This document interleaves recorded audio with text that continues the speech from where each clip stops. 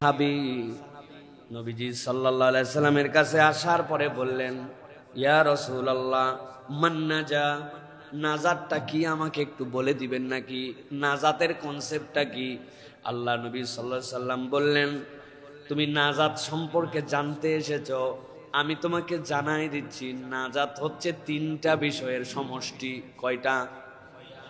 নবীজি সাল্লাল্লাহু আলাইহি সাল্লাম বললেন, ক্বালা আমসিক আলাইকা লিসানাক, দুই নম্বরে ওয়ালিয়াসআকা বাইতুক ওয়াবকি আলা খাতিয়াতিক।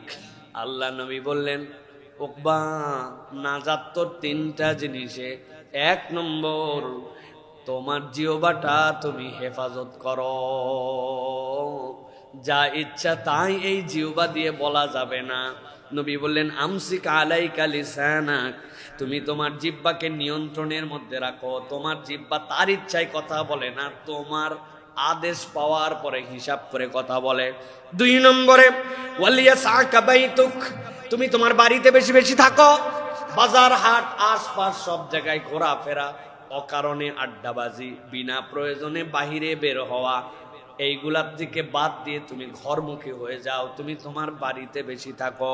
আর তিন নম্বরে নবীজি বললেন, ওয়াবকি আলা খাতিয়াতিক, তোমার যে অপরাধ আছে, ভুল আছে, তোমার যে গুনাহ আছে, এই গুনার জন্য আল্লাহর কাছে কাঁদো। এই তিনটা জিনিস তোমার সাথে যুক্ত হলে আমি নবী বললাম এটাই তোমার জন্য নাজাত। সুবহানাল্লাহ, মাত্র তিনটা বিষয়। ইয়া রাসূলুল্লাহ নাজাত কি? আমরা আল্লাহর কাছে দোয়া করি, আল্লাহ তুমি আমাকে নাজাত দিয়ে দাও, আল্লাহ তুমি আমার পরিবার পরিজনকে নাজাত দিয়ে দাও। নাজাত কি? ইয়া রাসূলুল্লাহ মান নাজা, নাজাতটা কি? তুমি বললেন ছোট্ট তিনটা কাজ। এক নম্বর কি? তুমি তোমার জিহ্বাটা হেফাজত করো। আমসিক আলাইকা লিসানাক, জিহ্বাটা তোমার কাছে আছে, মিথ্যা কথা বলে দেওয়া, গীবত গিল্লা করা, যা ইচ্ছা বলা, হয়তো গীবত না, মিথ্যা না, কিন্তু তারপরেও ফটর ফটর ফটর ফটর জিহ্বা চলতেছে, মুখ বন্ধ নাই। যেখানে কথা না বললেও হয় সেখানেও আমি একটু কথা বলি, আজগবি সাবজেক্টে কথা বলি, দেশ বিদেশ, মানে আমার মুখ বন্ধ নাই। কোনো একটা বিষয়ে মন্তব্য না করলে আমার যেন ভিতরে শান্তি হয় না। এই যে কথা বলা, নবী বলেন ধরো এটা, চাইপা ধরো, নিয়ন্ত্রণ করো, এটাকে ব্রেক দাও জিহ্বাকে। দুই নম্বরে ওয়ালিয়াসআকা বাইতুক, বাড়িতে থাকো, বাইরে বেরোবা না, বিনা কারণে আড্ডা দিবা না, যাই একটু ঘুরে আসি, যাই একটু চায়ের দোকান থেকে চা খাই আসি, ভাল লাগতেছে না, ভালো বাড়িতে চলে আসো। বাড়িতে থাকার অনেক ফজিলত, চোখের গুনাহ হয় না। আপনার বাড়ির মধ্যে যারা, সব তো আপনার হালাল, আপনার চোখ হেফাজত। বাইরে আছেন, মানুষের মন্তব্য হয় না। আপনি বাড়িতে আছেন, আপনার সন্তানকে আপনি যেভাবে নিয়ন্ত্রণ করতে পারবেন, ওটা সবসময় মায়েরা পারে না। একটা বাবা, একটা পুরুষের বাড়িতে থাকার দ্বারাই অনেক সময় বাড়ি নিয়ন্ত্রণ হয়ে যায়, ঠিক না ভাই? আপনার সন্তান দেখবেন টাইট টাইট মতো চলতেছে, সব ঠিকঠাক আছে, বাহিরে না। আপনি বলেন বাড়িমুখী হও। আর তিন নম্বর ওয়াবকি আলা খাতিয়াতিক, তুমি তোমার অপরাধের জন্য আল্লাহর কাছে কান্নাকাটি করো। আল্লাহ এই জন্য কোরআনুল কারীমেও বলেছেন যে ইয়া আইয়ুহান নাস তুবু ইলাল্লাহি জামিআ আইয়ুহাল মুমিনুন লাআল্লাকুম তুফলিহুন। আল্লাহ বলতেছেন ওয়া তুবু ইলাল্লাহি জামিআ, সবাই তোমরা তওবা করো। তোমার এই তওবা মানে তোমার এই কান্না, এটার দ্বারা তুমি সফল হয়ে যাবে। তাহলে জিজ্ঞাসা করি, নাজাত কয়টা বিষয়ে? এক নম্বর জিহ্বার নিয়ন্ত্রণ, দুই নম্বর বাড়িতে থাকা, কাজ শেষ আমার জায়গা বাড়িতে। কে বলছেন এটা? নবীজি সাল্লাল্লাহু আলাইহি ওয়াসাল্লাম। তিন নম্বরে ভুলের জন্য কান্নাকাটি করা, নবীজি বলছেন নাজাত। সাহাবী খুশি হয়ে গেছেন, উনি চলে গেছেন, আলহামদুলিল্লাহ আমি নবী করিম সাল্লাল্লাহু আলাইহি ওয়াসাল্লামের থেকে দিক নির্দেশনা পেয়ে গেছি। এরপরে আরেকদিন আসছেন নবীজি সাল্লাল্লাহু আলাইহি ওয়াসাল্লামের কাছে। আসার পরে বলছি, ইয়া রাসূলুল্লাহ আগের দিন তো আমাকে বলছেন আপনি, এত ভালো লাগছে আমার কাছে, ইয়া রাসূলুল্লাহ প্র্যাকটিস শুরু করে দিছি এইটার। তবে আপনি আপনার কাছে আজকে একটু ভিন্ন কারণে আসছি। কি জন্য?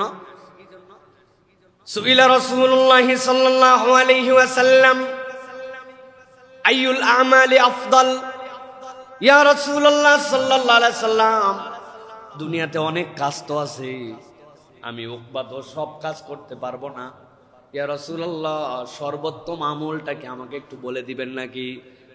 আফদাল, এর থেকে উত্তম আর কোনো আমল নাই, এরকম একটা আমল আমাকে বলে দেন। সাহাবীর কি আগ্রহ, কি দিলের পেরেশানি! রাসূলুল্লাহ সাল্লাল্লাহু আলাইহি সাল্লাম তার জন্য দুইটা শব্দে কেবলমাত্র সমাধান বলেছেন, মাত্র দুইটা শব্দ বলেছেন, দুইটা শব্দ মিলে একটা বাক্য। নবীজি সাল্লাল্লাহু আলাইহি সাল্লাম বললেন, তুমি কি উত্তম আমল জানতে এসেছো? হ্যাঁ এসেছি ইয়া রাসূলুল্লাহ। পারবা? ইয়া রাসূলুল্লাহ চেষ্টা করব। ক্বালা হুসনুল খুলুক, তোমার উত্তম আমল হচ্ছে তোমার উত্তম চরিত্র, চরিত্রের সৌন্দর্যটাই হচ্ছে তোমার উত্তম আমল। সুবহানাল্লাহ বলবেন না? না কি ভাবছিলেন এতগুলা রোজা, হ্যাঁ এতগুলা সালাত, হজ, উমরা, দুইটা শব্দ হুসনুল খুলুক, আল্লাহু আকবার, তোমার চরিত্রের সৌন্দর্য, এটাই তোমার নেক আমল। এর থেকে উত্তম শ্রেষ্ঠ আসমানের নিচে জমিনের উপরে কোনো আমল নাই। আল্লাহু আকবার। সাহাবীর এই জিজ্ঞাসার আলোকে কোরআনুল কারীম আমাদেরকে বলছে কোন কোন গুণ আপনার সাথে যুক্ত হলে বলা যাবে যে আপনার চরিত্রের সৌন্দর্য প্রকাশ পাইছে। আপনি বলতেছেন এই বিল্ডিংটা এক্সেপশনাল, কি আছে ভাই? আপনাকে তো বলতে হবে এর এক্সেপশনালিটি কি। এটার মধ্যে লিফট আছে, এই লিফট কারেন্ট চলে গেলেও ধাপ করে বন্ধ হয় না, এমন ধরনের লিফট। ও কারেন্ট চলে গেলেও মাইক্রো সেকেন্ডের মধ্যে কনভার্ট করে আবার চলতে শুরু করে। ও তাই তো অনেক বাড়ির লিফট আছে যেটা 5-7 মিনিট, 2 মিনিট, 1 মিনিট পর্যন্ত ওয়েট করতে হয়, তাই নাকি? সাংঘাতিক ব্যাপার।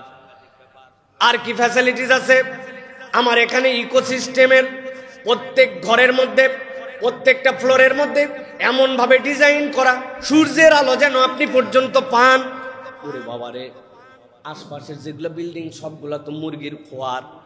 এমন বিল্ডিং বানানোর পরে ওইটা জীবনে কোনোদিন রোদ দেখে নাই, আলো দেখে নাই, আর আপনি এইরকম এক্সেপশনাল বিল্ডিং বানাইছেন, ডিজাইনটাই এমন।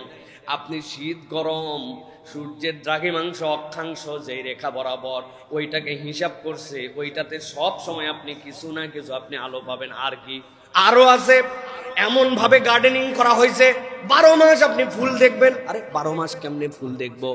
গেন্দা ফুল তো হয় শীতকালে, বলছে না না, গাছগুলো এমন ভাবে নির্বাচন করা হয়েছে যেইটা জুন মাসে ধরবে ফুল ওইটা জুলাই হয়তো ধরবে না, কিন্তু জুলাই আরেকটা ধরবে, যেটা জানুয়ারিতে ধরবে ওইটা ডিসেম্বরে ধরবে না, কিন্তু সব ধরনের দিয়া এমন ভাবে সাজানো হয়েছে আপনি তাকালে আপনার এই জায়গায় দেখতে পাবেন কোনো না কোনো ফুল।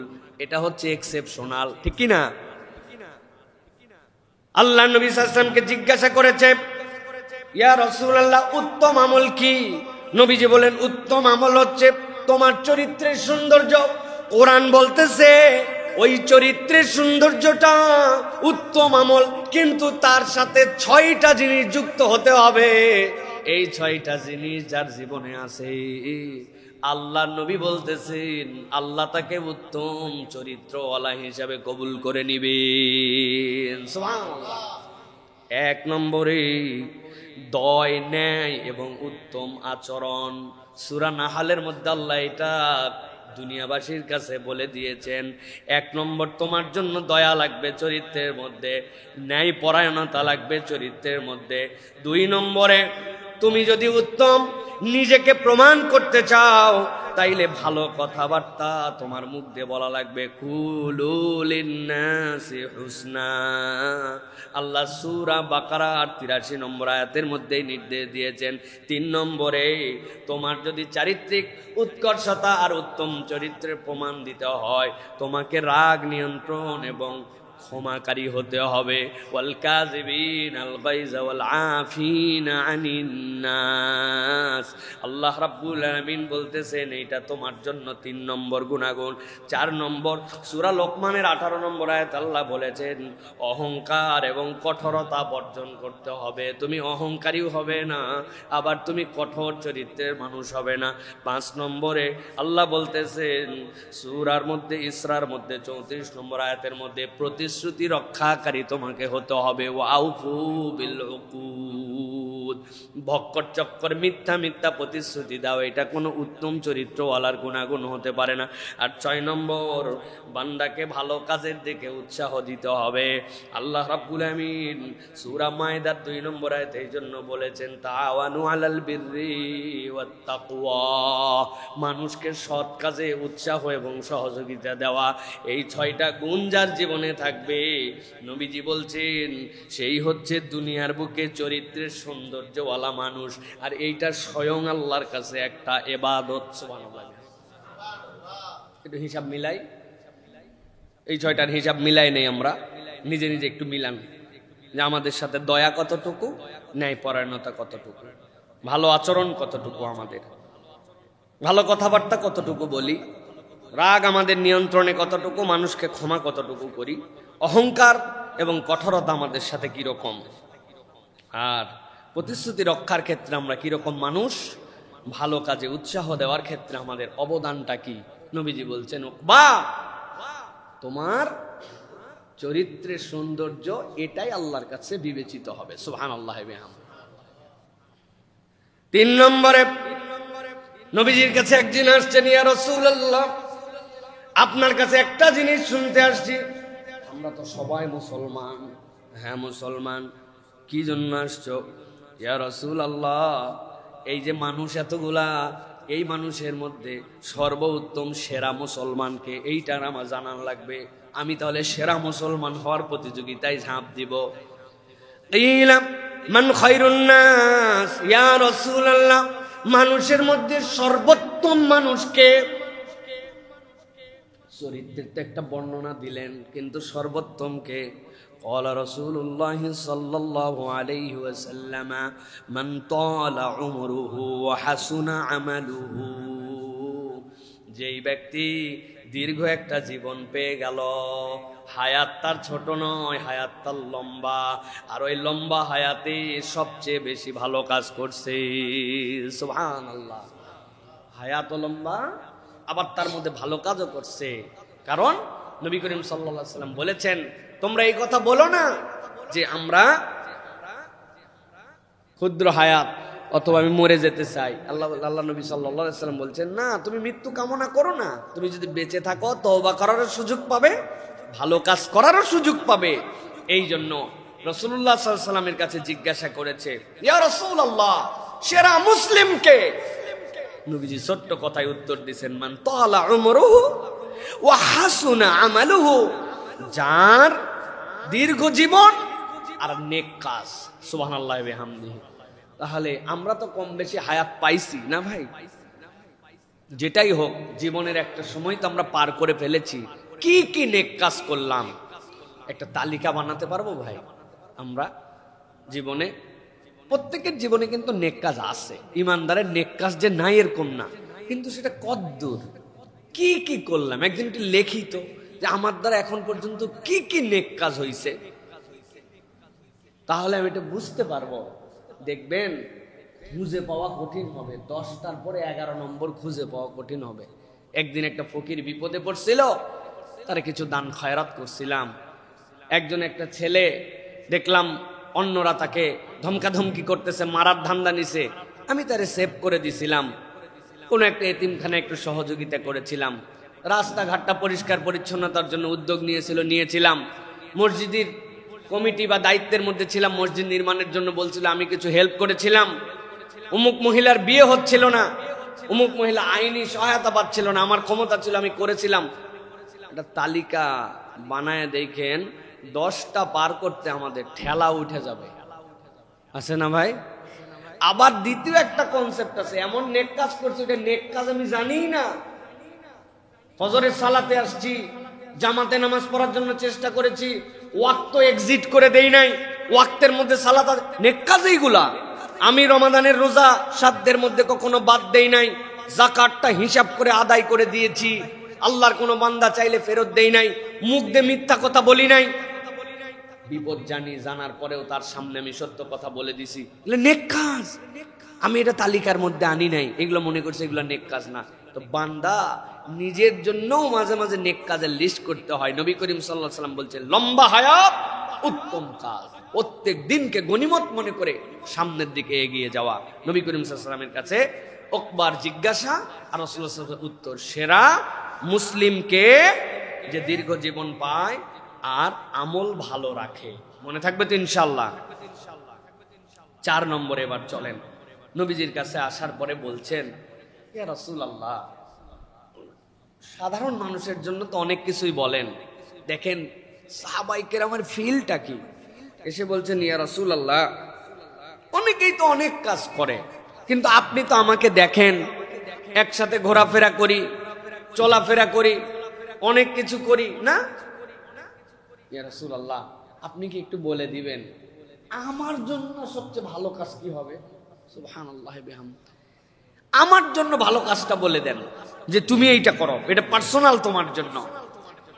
রাসূলুল্লাহ সাল্লাল্লাহু আলাইহি ওয়াসাল্লাম উত্তর দিচ্ছেন, ক্বালা উকবা কুলতু ইয়া রাসূলুল্লাহ বিমা আনালু খায়রান।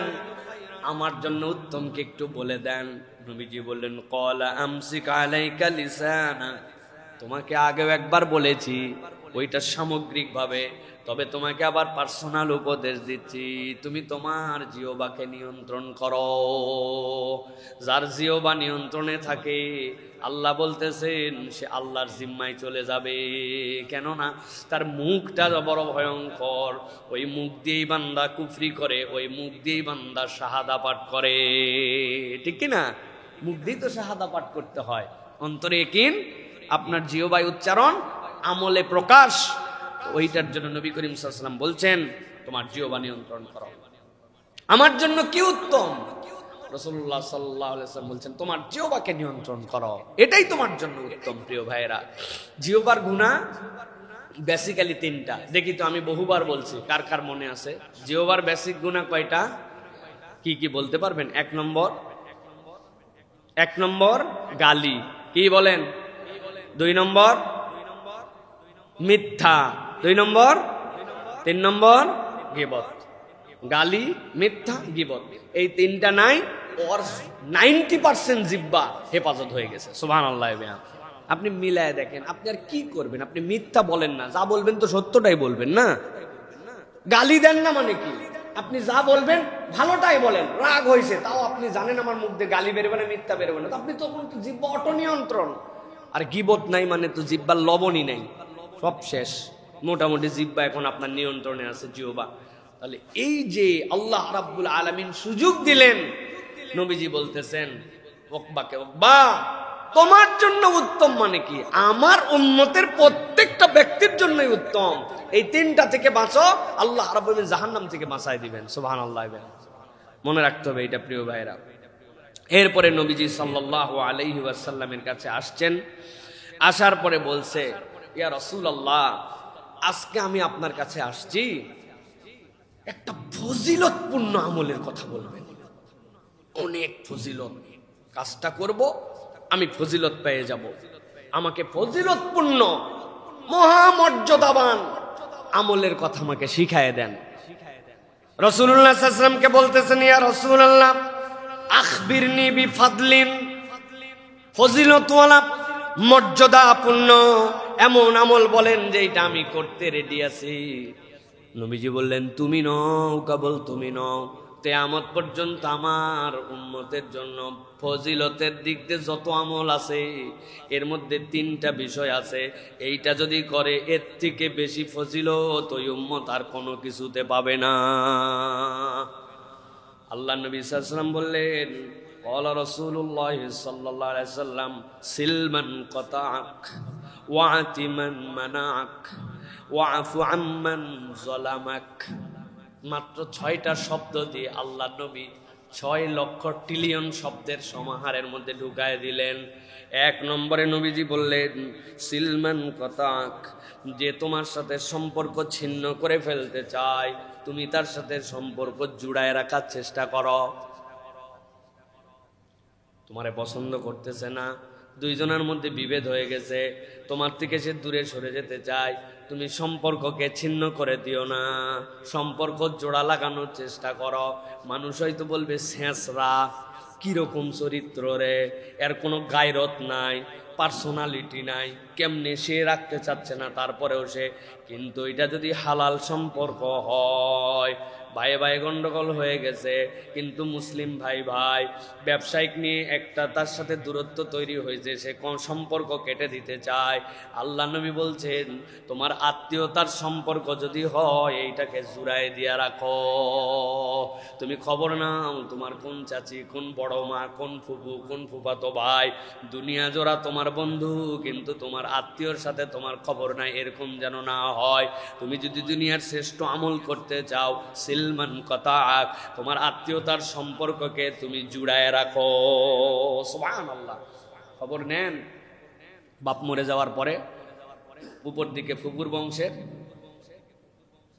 বরাব্বার বংশের খবর নাই, মা চলে গেছে খালার বংশের খবর নাই, আপন কাজিনকে চিনে না, দুনিয়া জোড়া তার বন্ধুত্ব আছে না ভাই? এই জন্য এই খবর নেওয়া। 2 নম্বরে নবীজি বলছেন ওয়াতিমান মানাক, যে তোমাকে বঞ্চিত করতে চায় তাকে দিয়ে দাও।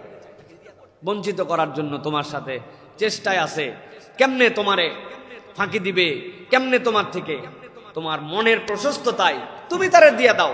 যাও, সার দিয়ে দিলাম, তোমার হকে ছিল না তাও দিয়ে দিলাম, যাও।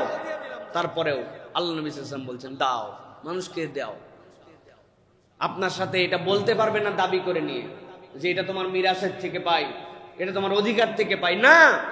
অধিকারের বাহিরে যেটা না দিলে গুনাহ হবে না, ওইটা তুমি দিয়ে দিছো তাকে। সুবহানাল্লাহ। তুমি আগায় গেছো তাকে দেওয়ার ক্ষেত্রে, দিয়ে দিছি, যা নিয়ে খুশি থাক, আমি আল্লাহর জন্য দিছি, দিয়ে দিছি। তুমি আমারে কোর্ট করে, কাচারি করে, কেস করে, দাবি করে, আল্লাহ রাব্বুল আলামিনের ফরজ নির্দেশনা দিয়েও তোমার সাথে দেনা পাওনা ছিল না, দিয়ে দিছি।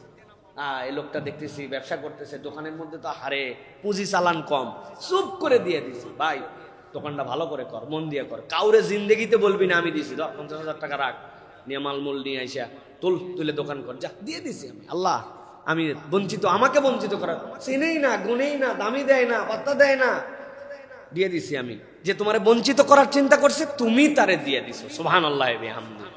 আর আল্লাহ নবী সাল্লাল্লাহু আলাইহি ওয়াসাল্লাম বলছেন ওয়াফু আম্মান যালামাক, যে তোমার প্রতি জুলুম করতে চায় ক্ষমা করে দাও। যাও, তুই আমার প্রতি অন্যায় করছিস ভাই, এটা আল্লাহ রাব্বুল আলামিন মাফও করবে না, আমি মাফ না করলে। মাফ করে দিছি। কেন মাফ করছি? আমি আল্লাহর কাছ থেকে মাফ আশা করি, এই জন্য মাফ করে দিছি আমি। নবীজি বলছেন আসমানের নিচে জমিনের উপরে এই 3টা কাজের থেকে ভালো কাজ আর কিছু নাই। সুবহানাল্লাহ। এবং ভালো করে চিন্তা করেন, 3টা কাজের সাথেই মানসিক স্বস্তি জড়িত। ক্ষমা করা, এরপরে আপনার দিলের যে শান্তি, যে আপনার থেকে পায় না কিন্তু আপনি তারে দিছেন, আপনি সম্পর্ক আপনার দিক থেকে জোড়া লাগায় চলতেছেন, এটা হৃদয়ের ফিলিংস, ঠিক না ভাই? এই অন্তরের ফিলিংসটা, শান্তিটা যদি কে পেতে চায়, নবী বলছেন তাহলে এটা তার জন্য কাজ। এবার নবী করিম সাল্লাল্লাহু আলাইহি ওয়াসাল্লামের কাছে এসে বলছেন ইয়া রাসূলুল্লাহ, আগে তো একটা শিখছি, এবার আরেকটা আমাকে এক্সেপশনাল আমল বলে দেন। আইয়ুল আমালি আফদাল ইয়া রাসূলুল্লাহ, এবার যেটা বলবেন কাউরে এটা বলেন নাই, আমার এরকম একটা এক্সেপশনাল আমলের কথা বলেন। নবীজি সাল্লাল্লাহু আলাইহি ওয়াসাল্লাম বলছেন ক্বালা আস-সালাতু বা'দা হুনুমিন নাস। উকবা, মানুষ যখন ঘুমায় যায় তখন তুমি নামাজ পড়বে, এটাই হচ্ছে দুনিয়ার শ্রেষ্ঠ কাজ। সুবহানাল্লাহ। আল্লাহ নবী সাল্লাল্লাহু আলাইহি ওয়াসাল্লাম হযরত উকবাকে বললেন, উকবা, মানুষ যখন ঘুমায়া তখন তুমি জাগ্রত আল্লাহর জন্য। আল্লাহ কোরআনুল কারীমে সাক্ষ্য দিচ্ছেন সূরা সাজদার 16 নম্বর আয়াতের মধ্যে, তাতাজাফা জুনুবুহুম আনিল মাদাজি'i ইয়াদউনা রাব্বাহুম খাওফান ওয়া তামাআ ওয়া মিম্মা রাযাকনাহুম ইউনফিকুন। আল্লাহ বলতেছেন এক শ্রেণীর মানুষ দুনিয়াতে আছে, দুনিয়ার মানুষ যখন ঘুমিয়ে নিমজ্জিত অবস্থার দিকে চলে যায়, আল্লাহ বলতেছেন তাতাজাফা জুনুবুহুম, তাদের বিছনার থেকে কাত হয়, রাকাত হওয়ার পরে বিছনার থেকে তাদের সম্পর্কটা আলাদা হয়ে যায়। আল্লাহ বলতেছেন তারা তাদের পালনকর্তার ডাকে ভয়ে এবং আশায় আল্লাহর জন্য সালাতে দাঁড়ায় যায়। আল্লাহ বলছেন এটা সবাই পারে না, যেই ব্যক্তিরা এরকম করে দাঁড়ায়। আর আমি আল্লাহ যে তার জন্য রিজিক দিয়েছি, ওমিম্মা রাযাকনাহুম ইউনফিকুন, ওইখান থেকে তারা খয়রাত করে, ওইখান থেকে এরা দান করে। আল্লাহ বলছেন এই মানুষগুলা জেনারেল মানুষের মতো নয়, এই মানুষগুলা আল্লাহর দপ্তরে আলাদা। ওকবা, তুমি যদি শ্রেষ্ঠ আমল করতে চাও, আমি নবী জানায় রাখলাম আসসালাতু বাদা হুনুমিন নাস, মানুষ যখন ঘুমায় তখন তুই একটু জেগে যা। মানুষ ঘুমায় মানে যখন ঘুমানোর গভীরতার টাইম, শেষ রাত্রে দুনিয়া ঘুমায় গেছে, তুমি উঠে আল্লাহর জন্য দাঁড়ায় গেছো তাহাজ্জুদে, এর থেকে উত্তম আমল আসমানের নিচে জমিনের উপরে আর কিছু নাই। সুবহানাল্লাহ। এটা হচ্ছে আল্লাহ নবী সাল্লাল্লাহু আলাইহি ওয়াসাল্লামের প্রতি নির্দেশনাও ছিল, ওয়া মিনাল লাইলি ফাতাহাজ্জাদ বিহি নাফিলাতাল লাক, আপনি রাতের ওই অংশে উঠে দাঁড়ান, দাঁড়ানোর পরে কিছু অংশে কোরআন পাঠ করে জাগ্রত থাকুন। আসা আইয়াবাসাকা রাব্বুকা মাকামান মাহমুদা, আশা করা যায় আপনার রব আপনাকে মাকামে মাহমুদে পৌঁছায় দিবেন। সুবহানাল্লাহি ওয়া বিহামদিহি। মাকামে মাহমুদ মানে কি? পৃথিবীতে সৃষ্টির পরে যত মানুষ কিয়ামত পর্যন্ত আসবে, এই মর্যাদার জায়গা পৃথিবীর কোনো সৃষ্টি পায় নাই। ওই সম্মানিত স্থানের নাম মাকামে মাহমুদ। আল্লাহ নবীকে বলছেন রাতের কত অংশে কোরআন পাঠে জাগ্রত থাকার কারণে আল্লাহ আপনাকে এই শ্রেষ্ঠত্ব দান করবেন। দুনিয়ার সকল জিন, ইনসান, ফেরেশতা, দুনিয়ার যত পয়গম্বর, রসুল, সকলের উপরে নবী এই মর্যাদা পাবেন, শুধু রাত্রে কোরআন পাঠে জাগ্রত সালাত এইটুকু দ্বারা। সুবহানাল্লাহ। আমরা তো ওই মর্যাদা পাবো না, কিন্তু আমাদের একটা চান্স আছে। আমরা যদি এই সালাত আদায় করি, নবী যে মর্যাদা পাবেন তার নিচে আমরা অন্তত শ্রোতা মণ্ডলী হিসাবে, তার অডিয়েন্স হিসাবে আমরা থাকবো। সুবহানাল্লাহ। তার মাহফিলের আমরা সকলে সদস্য হিসাবে থাকবো। এটা গেল একটা, প্রিয় ভাইরা। এরপরে নবী করিম সাল্লাল্লাহু আলাইহি ওয়াসাল্লাম হযরতে উকবা ইবনে আমিরকে শিখাচ্ছেন, বলতেছেন শোনো, আমি তো এতদিন পর্যন্ত নবী করিম সাল্লাল্লাহু আলাইহি ওয়াসাল্লাম জিজ্ঞাসা করেছি, কিন্তু নবীজি সাল্লাল্লাহু আলাইহি ওয়াসাল্লাম একদিন আমাকে দুইটা আমল শিখিয়ে দিলেন। রাসূলুল্লাহ সাল্লাল্লাহু আলাইহি ওয়াসাল্লাম কি শিখালেন? বলতেছেন ক্বালা আমারানি রাসূলুল্লাহ সাল্লাল্লাহু আলাইহি ওয়াসাল্লাম আন আকরা বিল মুআউযিযাত ফি দুবুরি কুল্লি সালাত। নবীজি আমাকে বলেন, উকবা, যত ফরজ সালাত আছে, সালাত শেষ হওয়ার সাথে সাথে তোমাকে আমি নির্দেশ দিলাম তুমি সূরা ফালাক আর সূরা নাস পড়বে। প্রত্যেক ফরজ সালাতের শেষে কোন সূরা? ফালাক আর নাস, এই দুইটা সূরা তুমি পড়বে, এটা তোমার জন্য দায়িত্ব দিলাম।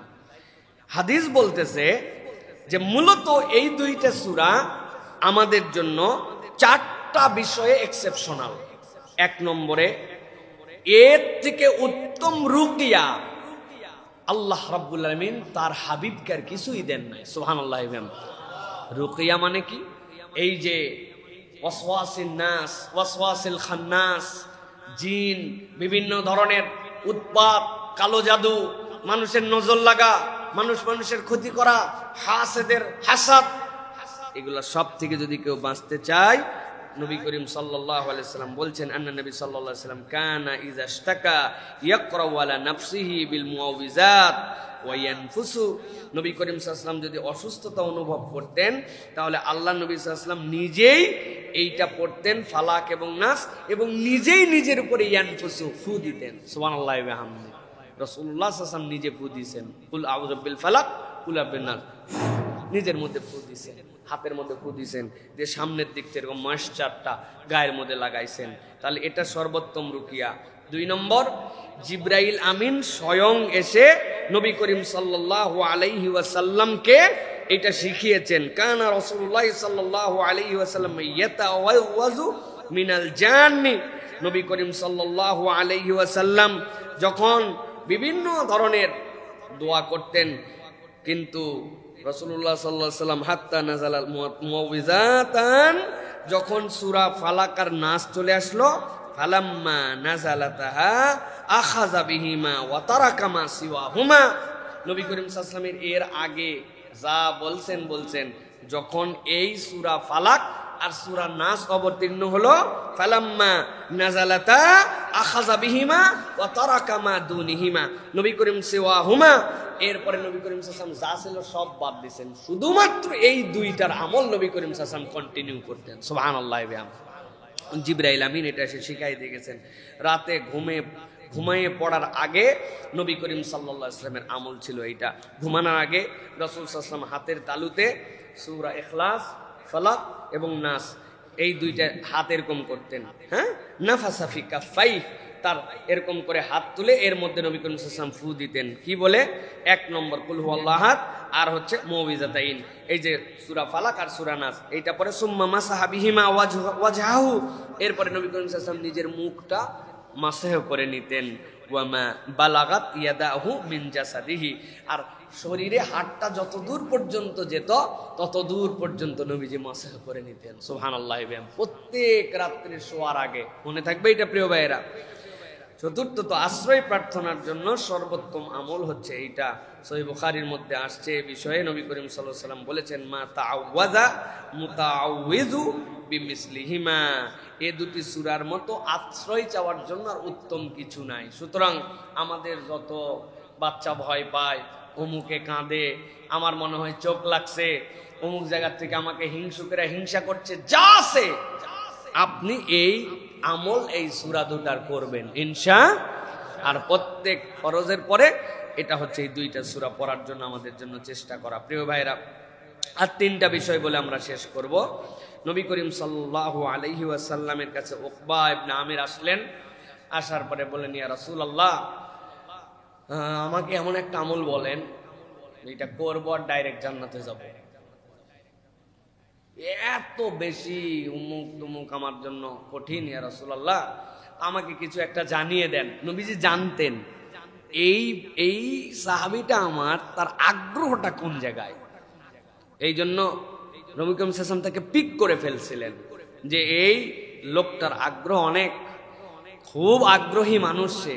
নবী করিম সাল্লাল্লাহু আলাইহি ওয়াসাল্লাম তাকে বলতেছেন, হ্যাঁ, উকবা ইবনে আমির থেকে বর্ণিত, মুসলিমের হাদিস, নবীজি বলছেন, মা মিন মুসলিমিন ইয়াতাওয়াদ্দাউ ফায়ুহসিনুল উযুআ সুম্মা ইউসাল্লি রাকাতাইন, দুনিয়ার বুকে কোন মুমিন মুসলিম যদি ওযু করে, যেন তেন না, সুন্দর করে সুন্নত আদায় করে, সুন্দর করে ওযু করে, এরপরে 2 রাকাত সালাত আদায় করে, ইয়াকবিলু আলাইহিমা বিকলবিহি ইল্লা ওয়াজাবাত লাহুল জান্নাহ, আর যেই সালাতটা পড়ে যেন তেন না, একদম মন দিয়ে 2 রাকাত সালাত আদায় করে, আল্লাহ নবী বলছেন তার জন্য জান্নাত ওয়াজিব হয়ে যায়।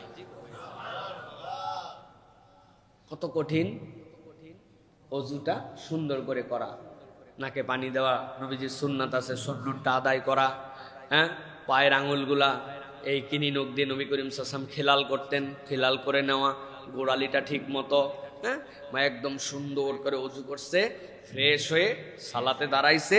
রাসূলুল্লাহ সাল্লাল্লাহু আলাইহি ওয়াসাল্লাম বলতেছেন যে কেবলমাত্র দাঁড়াই নাই, ইয়াকবিলু আলাইহিমা বিকলবিহি, একদম দিল দিয়ে সাধ্যের মধ্যে, মনোযোগ তো এদিক ওদিক গেছে, যেতেই পারে, কিন্তু ওই মনোযোগ গেছে বলে একদম তার সাথে দৌড় দেয় নাই, ওই আবার মনে হওয়া মাত্র লাইন মতো আসছে। নবীজি বলছেন এই 2 রাকাত নামাজ যদি পড়তে পারো, আল্লাহ তোমার জন্য জান্নাত ওয়াজিব করে দিবেন। আমরা হাজার হাজার বার ওযু করছি, ওযুর 2 রাকাত সালাত আছে আমরা আদায় করি না, তাই না? হযরত বেলাল রাদিয়াল্লাহু তাআলা আনহুর খড়মের শব্দ, দুনিয়াতেই বেলাল রাদিয়াল্লাহু ছিলেন, আসমানে আল্লাহ যখন ডেমনস্ট্রেশন দেখাচ্ছেন নবীজিকে, তখন উনি বলছেন, বেলাল তোমার পায়ের শব্দ আমি শুনে আসছি, বেলাল কেমনে হাঁটে আমি জানি। ইয়া রাসূলুল্লাহ, জান্নাতে? হ্যাঁ, কি করো? আপনি যা বলেন তার বাইরে আমি কিছু করি? বলে না না, কিছু একটা তুমি আছে। ইয়া রাসূলুল্লাহ, আমার ভাল লাগে আমি ওযু করলেই তাহিয়াতুল ওযুর 2 রাকাত সালাত আদায় করি। নবীজি বলেন এই জন্য তুমি বেলাল মদিনায় আর জান্নাতের মধ্যে তোমার পায়ের শব্দ শুনে আসছি। সুবহানাল্লাহ। আল্লাহ নবী বলছেন তাহলে জান্নাত ওয়াজিব করে নিতে চাও, দিল দিয়া ওযুর পরে 2 রাকাত সালাত। সব সময় পারবো না, কিন্তু জীবনেও পারবো না, তাহলে আল্লাহ আমাদেরকে তৌফিক দান করেন। প্রিয় ভাইরা, এটা আমাদেরকে মনে রাখতে হবে প্রিয় ভাইরা। এরপরে নবী করিম সাল্লাল্লাহু আলাইহি ওয়াসাল্লাম বলছেন যে দুনিয়ার বুকে যত মর্যাদাই থাক, তুমি কি তোমার মর্যাদা টপে নিতে চাও? ভিআইপি প্লেসে তোমার মর্যাদা, ভিআইপি কার্ড, কোনো স্ক্যান ফিস্ক্যান নাই, কোনো চেক ফেক নাই, যাবে আর তোমার দেখানো লাগবে না, তোমার চোখের মধ্যে এটা কোডিং করে দেওয়া আছে। এখন দেখানো শেষ হয়ে গেছে অনেক আগে, দেখানো তো একটা লজ্জা। আমি কি ভিআইপি যে আমার কার্ড আবার দেখানো লাগবে? তুই বেটা আমারে দেখেই চিনবি আমি ভিআইপি, ঠিক কি না? হ্যাঁ, আল্লাহ বলতেছেন হ্যাঁ এরকম মর্যাদা তোমরা চাও, সব গেট খালি ঠাস ঠাস করে খুলে যাবে, তুমি খালি জান্নাতের ঝরঝরায় চলে যাবে, কোনো রকম ঝামেলা ঝঞ্ঝট নাই, কোনো রকম বিচার দাঁড়ানো, কিতাব পড়ো, অমুক করো, কোনো নাই, রাস্তায় আলাদা তোমার। রাসূলুল্লাহ বলেন না, এই মর্যাদাই তো আমি চাই। নবী করিম সাল্লাল্লাহু আলাইহি ওয়াসাল্লাম বলছেন আলাইকা বিকিরাআতিল কুরআন ফাইন্নাহু নূরুল লাকা ফিল আরদি ওয়া যুখরুল লাকা ফিস সামা। নবীজি সাল্লাল্লাহু আলাইহি ওয়াসাল্লাম বলছেন তুমি যদি কোরআন পড়ো এটা তোমার দায়িত্ব, এটা তোমার জন্য দুনিয়াতে আলো আর আখিরাতে রিজার্ভ সম্পদ। যুখরুল লাক, সুবহানাল্লাহ বিহামদিহি, রিজার্ভ আমার কাছে রিজার্ভ আছে। এটা দুনিয়ার সব লোক একদিকে পেরেশানি করুক, আমার হাতে কি আছে এটা আমি জানি, তাই না ভাই? মানুষজন বলে না ওই ডলারের দাম ওঠে নামে, এ হয় সে হয়, উনি কোনো চিন্তাই করে না। কি ব্যাপার ভাই? হ্যাঁ, হাফ কেজি সোনা কিনে রাখছে। পাগলা, তুমি ডলার আর টাকা নিয়ে আসো, আমার কোনো চিন্তা, আমার কাছে চালান ভিন্ন জিনিস। পুরা পৃথিবী এখন গোল্ড কিনতেছে, গোল্ড ট্রিলিয়ন টন সকলের কাছে। হুদাই সোনার দামে তো বাইরে গেছে, সবাই বুঝছে এগুলা কাগজ, এগুলা যে কোনো সময় শেষ হয়ে যেতে পারে, কিন্তু আল্লাহর কর্তৃক খনিজ যে সম্পদ ওইটার ভ্যালু কমবে না দুনিয়া চলা অবস্থায়। আল্লাহ বলছেন তোমারও একটা রিজার্ভ সম্পদ আছে। কি? আলাইকা বিকিরাআতিল কুরআন ফাইন্নাহু নূরুল লাক, এই কোরআনের তেলাওয়াত তোমার জন্য আলো। আর নবী করিম সাল্লাল্লাহু আলাইহি সাল্লাম বলতেছেন ওয়া যুখরুল লাকা ফিস সামা, আসমানে যেদিন যাবা, মানে তুমি যখন জান্নাতের দিকে যাবা, এটা তুমি রিজার্ভ সম্পদ। লোকজন বলতেছে ভাই তুই আমি একসাথেই নামাজ পড়লাম, তুই তো 6 রাকাত তোর উপর নামাজ ফরজ ছিল না 6 ওয়াক্ত, তোরও 5 আমারও 5, ওই বছর 29টা রোজা হয়েছে, তুইও 29 আমিও 29, হজ তো 2 ভাই একসাথেই করছিলাম, তুই তো এক সিজনে 2 বার হজ করতে পারিস নাই, কিন্তু জান্নাতের মধ্যে এই জায়গায় গেলি কেমনে? ঠিক আমার তো রিজার্ভ সম্পদ ছিল, এটা তোমাকে জানাতে পারি নাই। সেটা হচ্ছে আমি প্রত্যেকদিন একটু কোরআন তেলাওয়াত করতাম, এটা আমার জন্য রিজার্ভ সম্পদ, এই জন্য ভাই আল্লাহ আমার জান্নাতে এই জায়গায় দিয়েছে। সুবহানাল্লাহ। We have not enough time, আমাদের হাতে সময় নেই। মোবাইল খেসানোর সময় আছে, ইউটিউব খেসানোর সময় আছে আমাদের, হ্যাঁ, আড্ডাবাজিতে কোনো আমাদের সময়ের অভাব নাই, কিন্তু 5টা মিনিট একটু মাসহাব বের করে পড়বো সময় হয় না ভাই। বলেন না ভাই, এত ব্যস্ততা, অভিনয়, একটা পাক্কা অভিনয়। যেই ওই বান্দার থেকে নিকৃষ্ট বান্দা নাই যে সময়ের স্রষ্টা আল্লাহকে সময় দেখায়। কথা বুঝাতে পারছি? সময়ের স্রষ্টা আল্লাহকে উনি সময় দেখায়, হাতে টাইম নাই, তুমি সময়ের স্রষ্টা আল্লাহকে তুমি টাইম দেখাইছো। আল্লাহ রাব্বুল আমিন ঠাড়ায় থাপ্পড় দিয়ে ঠিক করে দিতে পারেন। ব্যাককল 6 সেকেন্ডের ঝাঁকুনিতে তোমার জীবন তামা হয়ে গেল, তোমার 24 ঘন্টা টিকে থাকা লাগতো না। অতএব আমাদেরকে কোরআন শিক্ষার এই মর্যাদাটা আমাদের জন্য আমাদেরকে চেষ্টা করতে হবে। সর্বশেষ আল্লাহ নবী সাল্লাল্লাহু আলাইহি ওয়াসাল্লাম বলতেছেন তোমাদেরকে একটা ছাতা দিয়ে দিব, ওই ছাতার নাম হচ্ছে আযাব নিয়ন্ত্রণ আমব্রেলা। কি আমব্রেলা ভাই? এই ছাতার নিচে থাকলে ছায়া লাগবে, রোদ লাগবে না। এই ছাতার নিচে থাকলে তোমার জন্য বৃষ্টি মাথার উপরে পড়বে না। এই ছাতায় এমন প্রোটেকশন যেটার নিচে থাকলে যদি কোনো ভূমিকম্প হয় তাহলে ওই ভূমিকম্প তোমারে কাজ করবে না। এমন ছাতা, যেই ছাতার নিচে তোমারে মাথার উপরে যদি থাকে তাহলে গজব আযাব তোমার উপরে আসবে না। এরকম একটা ছাতা কিনতে চান? তাহলে 200 টাকা করে ফালান। প্রিয় ভাইরা, নবী করিম সাল্লাল্লাহু আলাইহি সাল্লাম বলতেছেন ইন্নাল মুতাসাদ্দিকা ফি জিল্লি সাদাকাতিহি ইয়াউমাল কিয়ামাহ, প্রত্যেক দানকারী তার দানের ছায়ায়, ছাতার নিচে হাসরের দিনে থাকবে। সে যে দুনিয়ায় দান করে গেছে, ইন্নাল মুতাসাদ্দিকা ফি জিল্লি সাদাকাতিহি ইয়াউমাল কিয়ামাতি, তার দান তার মাথার উপরে ছায়া হয়ে যাবে, তার মা দান তার মাথার উপরে জিল হয়ে যাবে, তার হেফাজতে সে থাকবে। সুবহানাল্লাহ। ওই সম্পদটা কে দিছিল? আল্লাহ। আল্লাহ বলছে খালি আমি দিয়া তোর হাত দিয়ে একটা মাপ পাওয়ার অজুহাত খুঁজতেছি।